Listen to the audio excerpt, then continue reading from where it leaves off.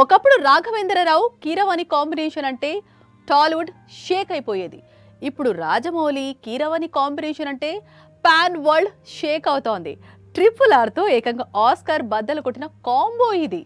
ఇప్పుడు మరోసారి same combo repeat అవుతోంది. ఇటీవలే అందుకు సంబంధించిన వర్క్ మొదలైంది. రాజమౌళి డైరెక్షన్ చేయడం మొదలు పెట్టినప్పటి నుంచి కీరవాణి అతని ఆస్థాన సంగీత దర్శకుడు. ఓ విధంగా రాజమౌళి రైజ్ లో కీరవాణి మ్యూజిక్ కి చాలా ఇంపార్టెన్స్ ఉంది.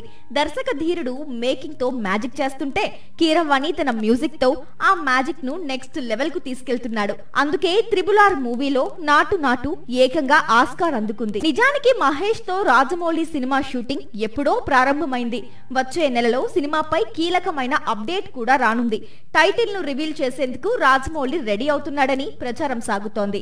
ఈ దశలో ఈ సినిమా సంగీత కార్యక్రమాలు ఇటీవలే మొదలైనట్లు కీరవాణి తనయుడు కాలభైరవ మోగ్లీ మూవీ ప్రమోషన్స్ లో చెప్పుకొచ్చాడు. ఇప్పటి వరకు రాజమౌళి తెరకెక్కించిన చిత్రాలన్నీ ఒక ఎత్తు, మహేష్ తో ప్లాన్ చేస్తున్న మూవీ మరో ఎత్తు.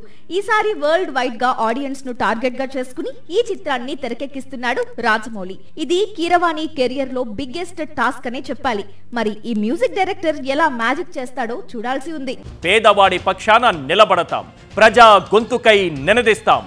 వాయిస్ ఆఫ్ వాయిస్లెస్, తెలుగువారి మనస్సాక్షి సాక్షి టీవీ.